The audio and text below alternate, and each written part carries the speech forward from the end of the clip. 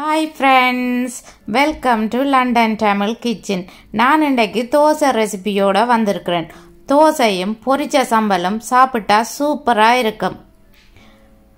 ஒரு தோசை மாவை வச்சு விதம் விதமாக தோசை சுட்டு அசத்தலாம். வாங்கோ இப்படி செய்கிறதுன்னு சொல்லி பார்ப்போம்.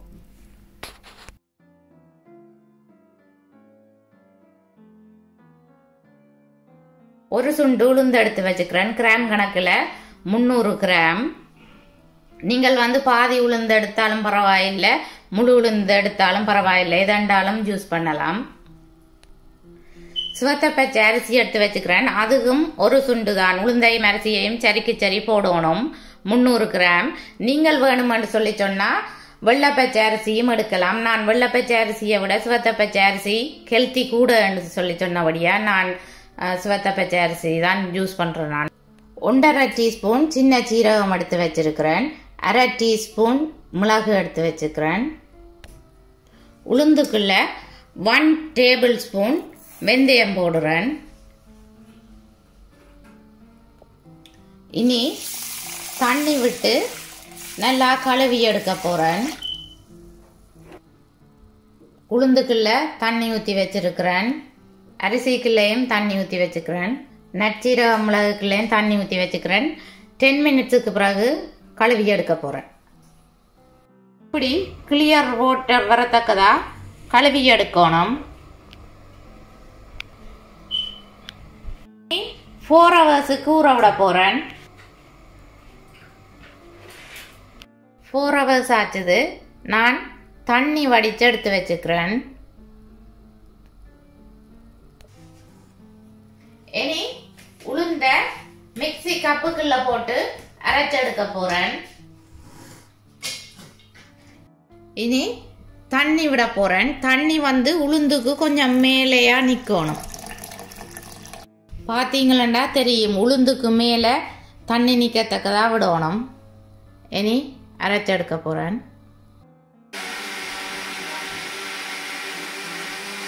உளுந்து நல்ல ஸ்மூத்தா அரைவிடணும்.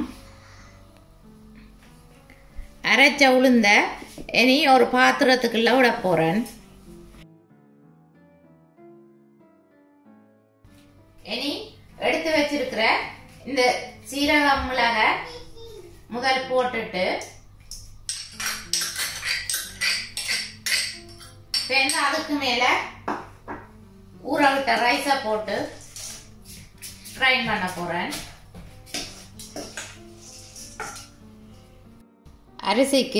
அரிசின்ற மட்டத்துக்கே தண்ணியை விட்டு அரைக்கணும். உளுந்து தண்ணியை இழுக்கு மண்டபடியா நாங்கள் கொஞ்சம் கூட தண்ணி விடுகிறோம்.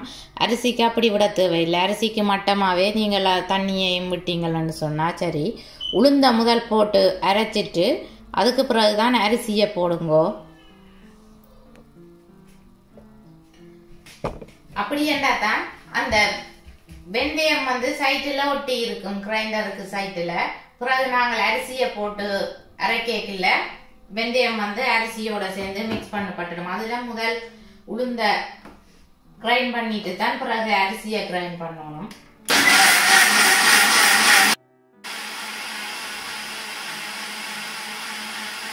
அரிசியையும் நல்ல ஸ்மூத்தா அரைச்செடுக்கணும்.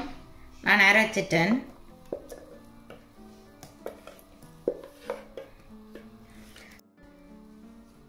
தோசைமாக்கு பெட்டர் கொஞ்சம் தண்ணி தன்மையாத்தான் அரைச்செடுக்கணும்.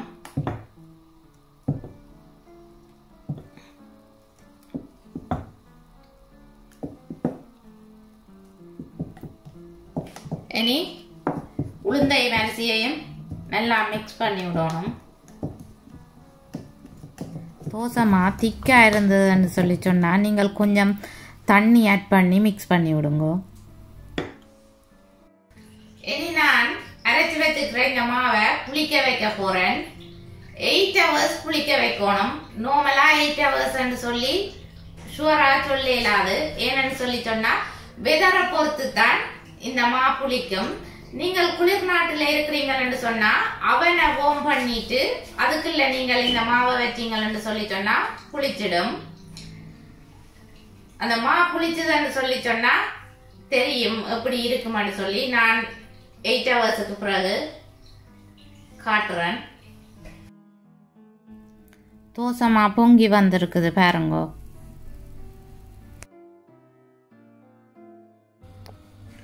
ஒரு டீஸ்பூன் மஞ்சள் ஆட் பண்றேன்.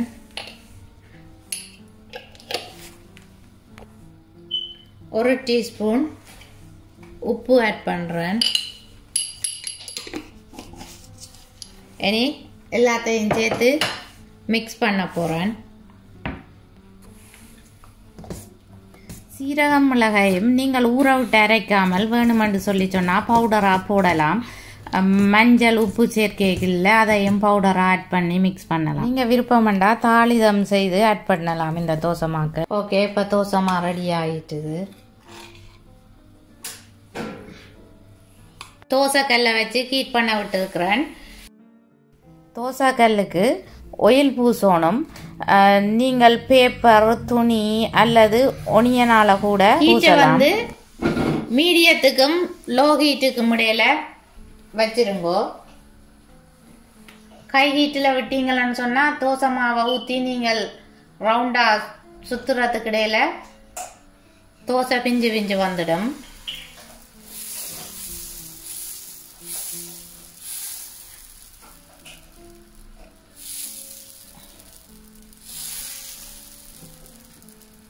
மீடியத்துக்கும் லோ ஹீட்டுக்கும் இடையில விட்டுருந்தீங்கன்னு சொன்னால் நீங்கள் இப்படி நல்ல சேஃபாக தோசையை ரவுண்டாக எடுக்கலாம். இந்த மேலே எல்லா இடமும் ட்ரை ஆகி வந்த பிறகுதான் மற்ற சைட்டுக்கு திருப்பி எடுக்க போகிறேன்.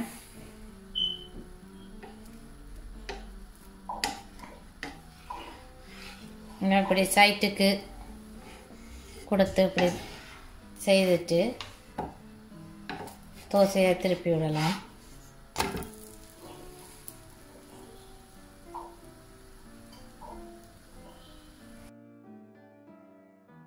தோசை ரெண்டு சைட்டும் வேகின உடனே நான் தோசையை தோசைக்கல்லில் இருந்து எடுக்க போறேன்.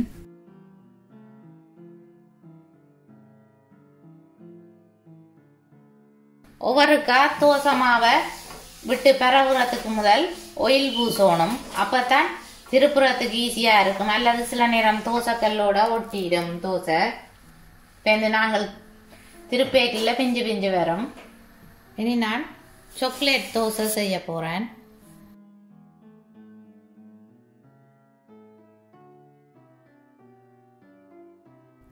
நார்மலாக நாங்கள் தோசை சுடுற மாதிரியே சுட்டு எடுக்கணும். தோசை வேகிட்டுது. நான் தோசையை தோசைக்கல்லில் இருந்து எடுக்க போகிறேன். சாக்லேட் ஸ்ப்ரெட் எடுத்து வச்சிருக்கிறேன்.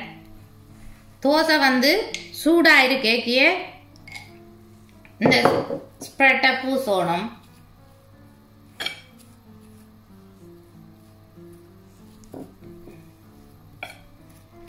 சின்னாக்களுக்கு சாக்லேட் தோசைன்னு சொல்லி சொன்னா விருப்பமா இருக்கும்.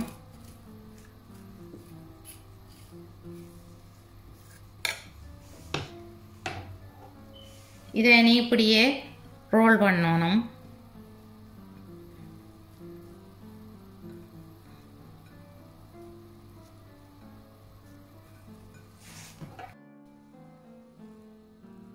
பிறகு இப்படி நடுவில் காஃபா வெட்டிட்டு நீங்கள் சின்ன பிள்ளைகளுக்கு கொடுத்தீங்களான்னு சொல்லி சொன்னால் அவ கொடுத்த உடனேயே சாப்பிட்டு முடிச்சிடுவினோம். நார்மலாக சாக்லேட் பிடிக்காத சின்ன பிள்ளைகளே இருக்க மாட்டினோம்.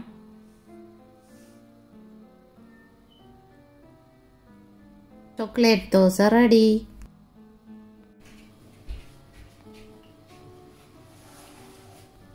விருப்பமான தோசை சாக்லேட் தோசை.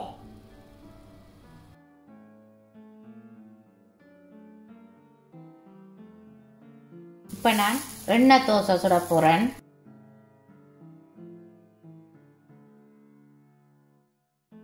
நார்மலாக தோசை சுடுற மாதிரியே சுடணும். தோசை வேகி முடிஞ்ச பிறகுதான் ஆயில் ஆட் பண்ணணும். ஆயில் ஆட் பண்ணி தோசையை ரெண்டு சைட்டும் மாற்றி மாற்றி திருப்பி விடணும். அப்போ தான் ரெண்டு சைட்டும் எண்ணெய் வடிவாக பூசுப்படும். நான் இனி நெய் தோசை செய்ய போகிறேன். தோசையை நார்மலாக சுட்டெடுக்கிற மாதிரியே சுடுறேன். 2 சைடும் தோசை வேகி முடிய நான் நெய் ஆட் பண்ணுறேன். மெல்ட் ஆகின நெய்யண்டா குயிக்காக பூசக்கூடிய மாதிரி இருக்கும். இப்போ வந்து நான் மற்ற சைட்டுக்கு திருப்பி விட்டு அதுலேயும் கொஞ்சம் நெய் ஆட் பண்ணுறேன். இப்போ பார்த்தீங்களா 2 சைட்டும் நெய் வடிவாக பூசப்பட்டுட்டுது. நெய் தோசை ரெடி.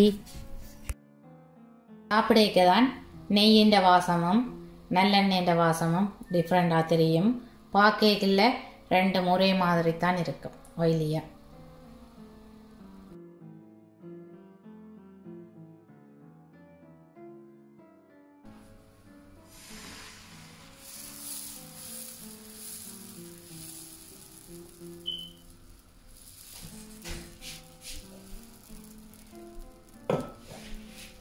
இப்போ எக் தோசை செய்ய போகிறேன்.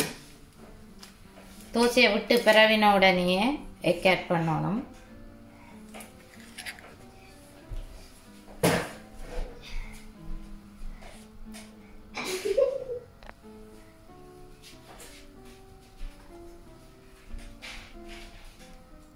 எக்கை பரவி விடணும்.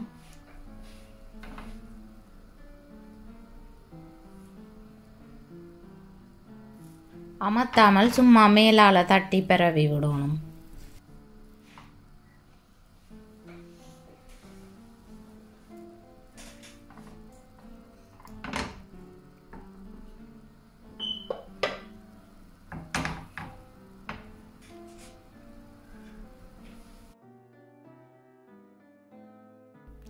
சால்ட் மில் எடுத்து வச்சுக்கிறேன். ஹிமாலயன் சால்ட் தான் எடுத்து வச்சுக்கிறேன். நீங்கள் எனி சால்ட் எடுக்கலாம்.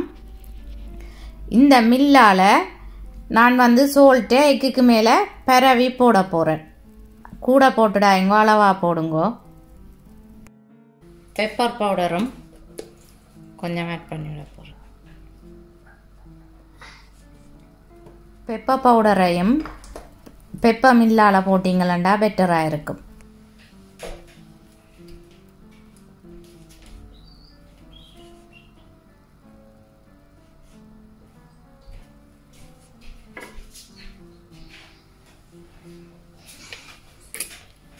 சொப்பில் கொஞ்சம் ஆயில் ஆட் பண்ணிவிட்டு மற்ற சைட்டுக்கு திருப்பி விட போகிறேன். எக் வேகிட்டுது ஓரளவு.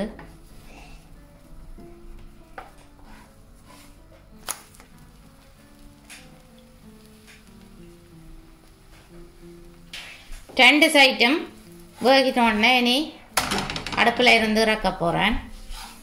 வேகிட்டுது பாருங்க.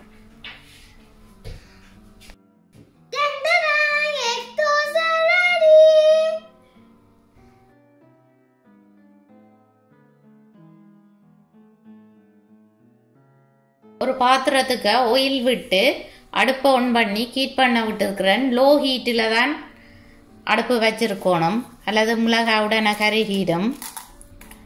15 மிளகாய் எடுத்து பொரிய விட்டுருக்கிறேன்.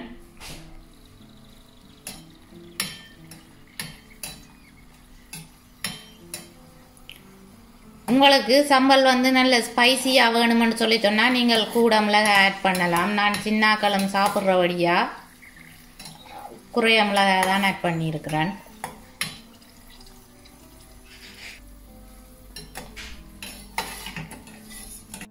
மிளகாய் பொரிஞ்சிட்டுது. நான் இனி ஆயிலில் இருந்து எடுக்க போகிறேன்.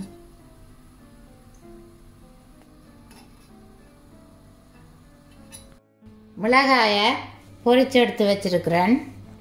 1 டீஸ்பூன் சால்ட் எடுத்து வச்சுக்கிறேன். மீடியம் சைஸை விட கொஞ்சம் சின்ன வெங்காயம் எடுத்து தோல் உரித்து கழுவி வெட்டி வச்சிருக்கிறேன். கிரைண்டரில் அரைக்க போகிறேன். வெட்டினா அரைக்க ஈஸியாக இருக்குமென்றதுக்காண்டி வெட்டி வச்சிருக்கிறேன். கருவேப்பிலையும் எடுத்து கழுவி வச்சுக்கிறேன். சின்ன உருண்டை புளி எடுத்து வச்சிருக்கிறேன், ஒரு பாக்களவு. ஒரு மீடியம் சைஸ் தேங்காய் எடுத்து திருவி வச்சிருக்கிறேன். இனி கிரைண்டர் கப்புக்குள்ள முதல் பொரிச்ச மிளகாயையும் உப்பையும் தான் போட்டு அரைச்செடுக்க போறேன்.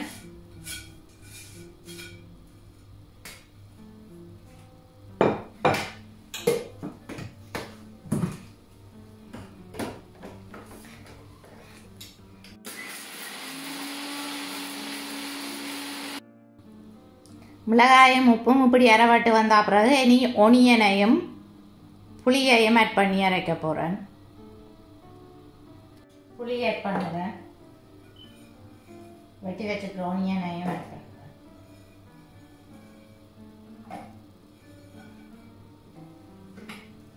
இனி அரைச்சி எடுக்க போகிறேன்.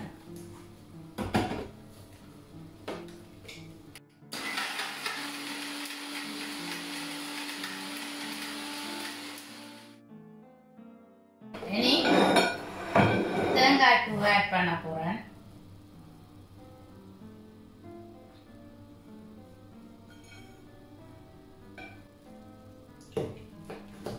இனி அரைச்செடுக்க போறேன்.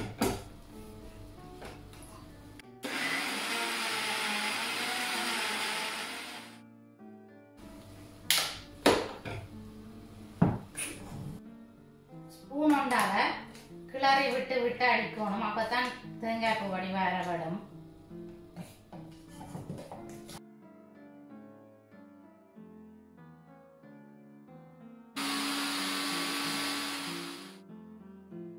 இனி கடைசியா எடுத்து வச்சுக்கிற கருவேப்பிலைய போட்டு அரைக்க போறேன்.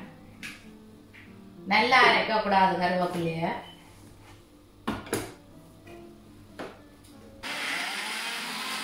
ஒரு சுத்தோட அரைச்சிட்டு விட்டுடணும். இனி சம்பல் ஒரு பாத்திரத்துக்குள்ள போட போறேன். சம்பல் ரெடி. இனி நார்மல் தோசை, நெய் தோசை, எண்ணெய் தோசை, முட்டை தோசை எல்லாத்தையும் சம்பலோட சாப்பிடலாம். சாக்லேட் தோசைக்கு சம்பல் தேவையில்லை.